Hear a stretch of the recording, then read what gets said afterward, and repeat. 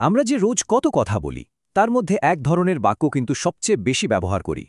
আজ আমরা ঠিক সেটাই জেনে নেব, অ্যাসার্টিভ সেন্টেন্স মানে বর্ণনামূলক বাক্য। আচ্ছা ভাবুন তো একবার, যখন কাউকে কোনো খবর বা কোনো তথ্য দিতে হয় আমরা ঠিক কিভাবে বলি? সবচেয়ে সহজ উপায়টা কি? এই যে সহজ প্রশ্নটা, এটাই কিন্তু আমাদের আজকের আলোচনার একদম গোড়ার কথা। আর এই প্রশ্নের উত্তরটা কিন্তু লুকিয়ে আছে আমাদের ভাষারই একটা খুব সাধারণ জিনিসের মধ্যে।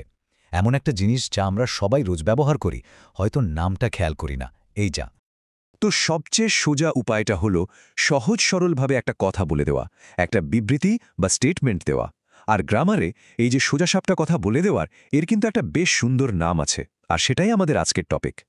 তাহলে আর দেরি কেন, চলুন সরাসরি জেনে নেই এই অ্যাসার্টিভ সেন্টেন্স অর্থাৎ বর্ণনামূলক বাক্য জিনিসটা আসলে কি। একেবারে বইয়ের ভাষায় যদি বলি, তাহলে যে বাক্য দিয়ে কোনো ঘটনা, কোনো তথ্য বা ধরুন কোনো মতামতকে খুব সাধারণভাবে, শান্তভাবে জানানো হয়, সেটাই হলো অ্যাসার্টিভ সেন্টেন্স। মানে এর প্রধান কাজই হলো কোনো কিছু স্টেট করা বা বর্ণনা করা। মানে একদম সহজ করে বললে এর কাজটা খুবই সিম্পল, জাস্ট কোনো কিছু বলা বা জানানো। এর থেকে সহজ ব্যাখ্যা আর হয় না, তাই না? আচ্ছা, অ্যাসার্টিভ সেন্টেন্স কি সেটা তো বোঝা গেল, কিন্তু এটা কি নয় সেটাও কিন্তু জানা দরকার। দেখুন, এই ধরনের বাক্য দিয়ে কোনো প্রশ্ন করা হয় না, কাউকে কোনো আদেশও দেওয়া হয় না, আবার হুট করে কোনো বড় আবেগও প্রকাশ করা হয় না। এর কাজ একটাই, খুব সহজভাবে তথ্যটা দিয়ে দেওয়া। বেশ, সংজ্ঞা তো আমরা জেনে গেলাম। এখন প্রশ্ন হলো, এই বাক্যগুলোকে আমরা চিনব কিভাবে? চলুন এর কিছু সহজ নিয়ম দেখে নেওয়া যাক। চেনার নিয়ম কিন্তু একদমই সহজ, মাত্র দুটো জিনিস খেয়াল রাখতে হবে। প্রথমটা হলো, এই বাক্যগুলোর শেষে সবসময় একটা ফুল স্টপ বা দাড়ি থাকবে। আর দ্বিতীয়টা হলো, বাক্যের মধ্যে কোনো প্রশ্ন করা বা হুকুম করার মতো কিছু থাকবে না। ব্যাস এইটুকুই। এই যে উদাহরণটা, এটা দেখলেই ব্যাপারটা জলের মতো পরিষ্কার হয়ে যাবে। দেখুন, একদিকে বলা হচ্ছে the sun rises in the east, বা সূর্য পূর্ব দিকে ওঠে। এটা একটা সোজা সাপটা তথ্য, তাই এটা অ্যাসার্টিভ।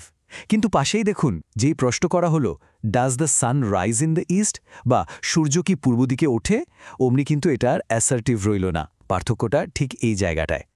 চলুন এবার কয়েকটা রিয়েল লাইফ উদাহরণ দেখা যাক, তাহলে নিয়মগুলো মাথায় একদম গেঁথে যাবে। যেমন এই বাক্যটা, আই অ্যাম এ স্টুডেন্ট বা আমি একজন ছাত্র। এখানে কি হচ্ছে?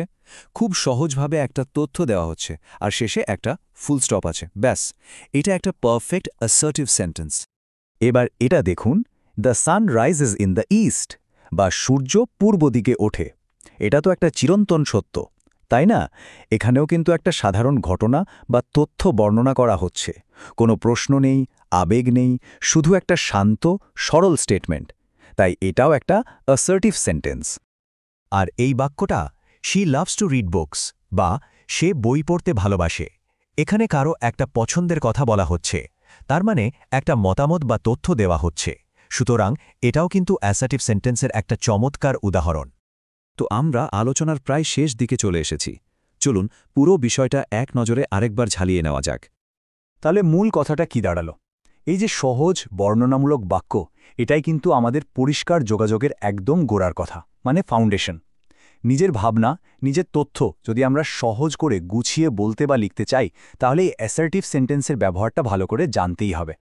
অ্যাসার্টিভ সেন্টেন্স তো জানা হয়ে গেল, কিন্তু এরপরে ভাষার আরও কত রকম বাক্য আছে, তাই না?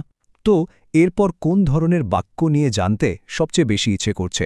এই প্রশ্নটা রইল ভাবার জন্য।